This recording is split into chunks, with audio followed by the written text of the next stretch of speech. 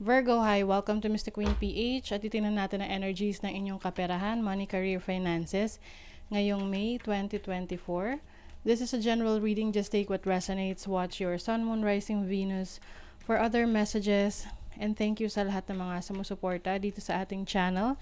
Just a reminder, gamitin nyo lamang ang reading na to bilang gabay. Pa-follow, like na rin ang ating Facebook at TikTok. Lahat po yan Mr. Queen PH. Like, share, subscribe.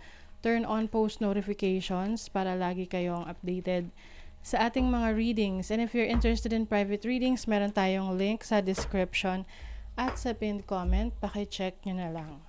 Okay. Let's see, Virgo. Ano yung energies ng inyong kaperahan ngayong May 2024? You have Mercury in Taurus in the second house. So second house is the house of money, finances, your values.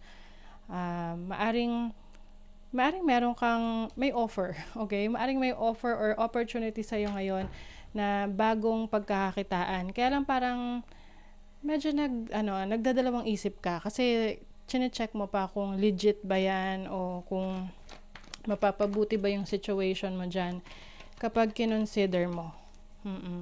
So, gusto mo, yung iba kasi sa inyo gusto nyo na yung long term, gusto nyo mas secure, gusto nyo na, kumbaga hindi siya yung pangmadalian lang na trabaho, no? Gusto nyo yung may benefits, ganyan. Or, maaring you are reconsidering things, no? Tinitingnan mo kung magugustuhan mo ba yung ino-offer sa'yo or yung opportunity na pwede mong subukan. You also have Saturn in Libra in the 7th house. So, maaring yung iba sa inyo may opportunity na sumubok ng bagong trabaho, career, or business, pero parang hindi nyo maiwan yung current situation nyo ngayon. Pwedeng, alam mo yun, masyadong maaring kayo ay playing safe, no, sa situation nyo ngayon. You are so devoted sa career, sa trabaho, sa business, na meron kayo ngayon na maaring yung mga opportunity sa paligid nyo ay hindi nyo na pinapansin. Kahit na may potential ito. So, syempre, mahirap rin naman na basta-basta na lang tayo papasok sa isang commitment kung hindi naman natin kayang i-deliver yung expectations, 'di ba? So, I think you are really studying, pinag-aaralan mo pa. You have tas biglang may indecision, no? You have Venus in Libra in the 7th house. Ayan. So, parang hindi ka makapag-decide sa ngayon. Medyo naguguluhan ka kasi pwedeng at the same time, gusto mo rin naman na maka-experience ng bago, no? Bagong trabaho, career, business, or other opportunities. Kaya lang, ang iniisip mo is yung future. Kung ito ba ay stable, no? Baka maapektuhan yung current career or job or business mo kapag sinubukan mo yan. So, talagang iba sa inyo, naguguluhan. Hindi kayo makapag-isip. Hindi kayo makapag-decide. Oo. So, let's see, ano pa. You have Mars in Pisces in the 12th house. So, I think, ito yung time na kailangan mo ng, magnilay-nilay about what you really want. Ano yung gusto mong maging future mo. Kasi, syempre, yung future natin, nakabase yan sa mga actions na ginagawa natin ngayong present moment. 'Di ba? Kaya, yung iba sa inyo, maaring meron kayong mga gustong gawin ng mga drastic change, but at the same time, you also want to be careful in making decisions, no?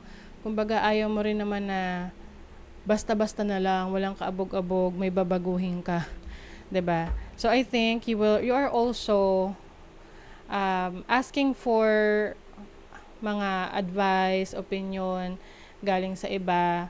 Pero, syempre, at the end of the day, ikaw pa rin naman yung magde-decide kung ano yung dapat mong gawin, no? So, self-reflection din to. Kasi mukhang major decision to sa trabaho mo, sa career mo, no?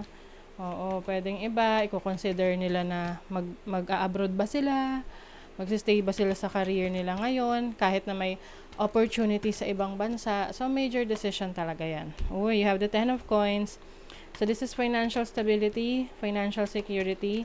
Money is coming into you ngayong May. You have the moon. So I think ito yung fears, yung worries ninyo about stability. Kasi syempre, ang mga tao ngayon gusto is stable, no? Stable yung kanya lang income.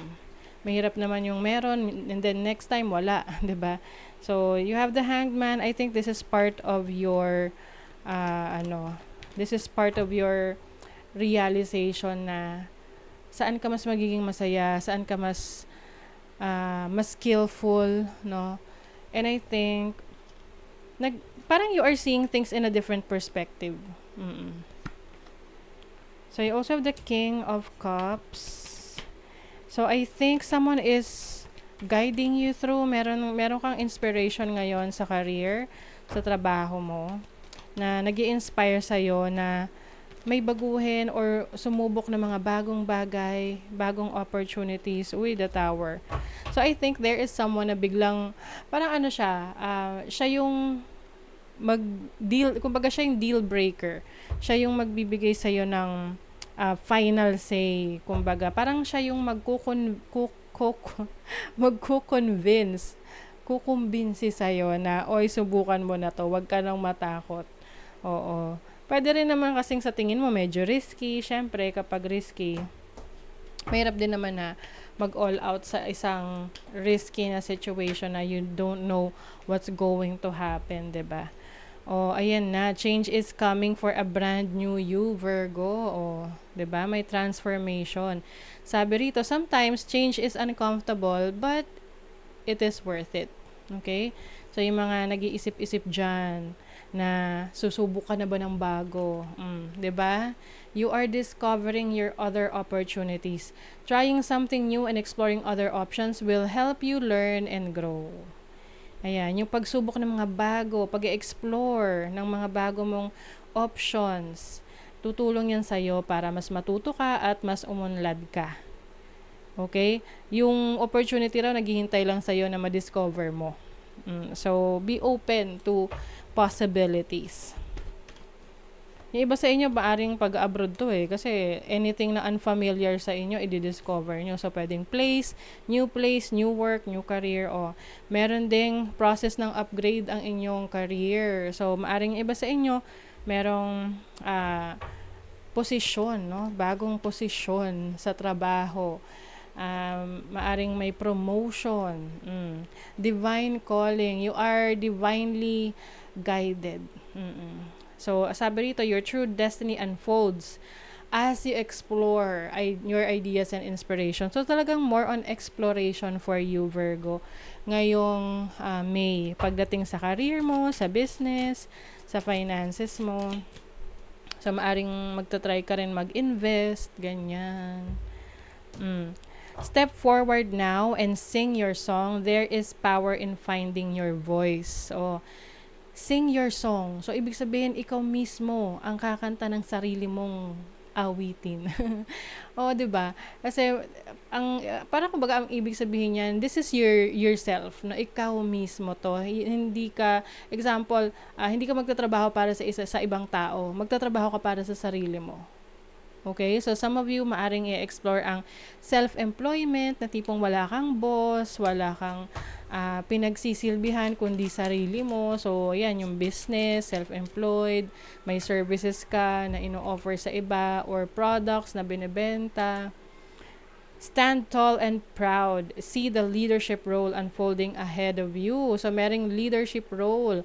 So, if you are someone na may business, maaring magre-restructure ka ng iyong mga tauhan, no? Kung meron kang tauhan.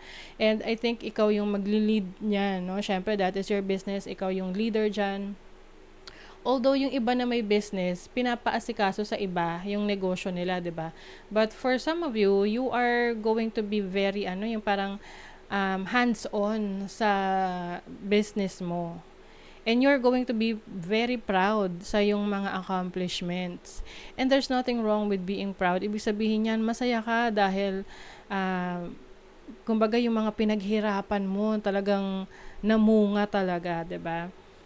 So, yung iba, maaring leadership role din sa inyong career, trabaho, merong promotion, magiging ano ka na, team leader, or magiging manager ka na, director. So, I think you are also trying to discover your options, and dahil dyan, magkakaroon ng changes, no, sa career mo. Okay, so that is your reading, Virgo. Thank you so much. Bye!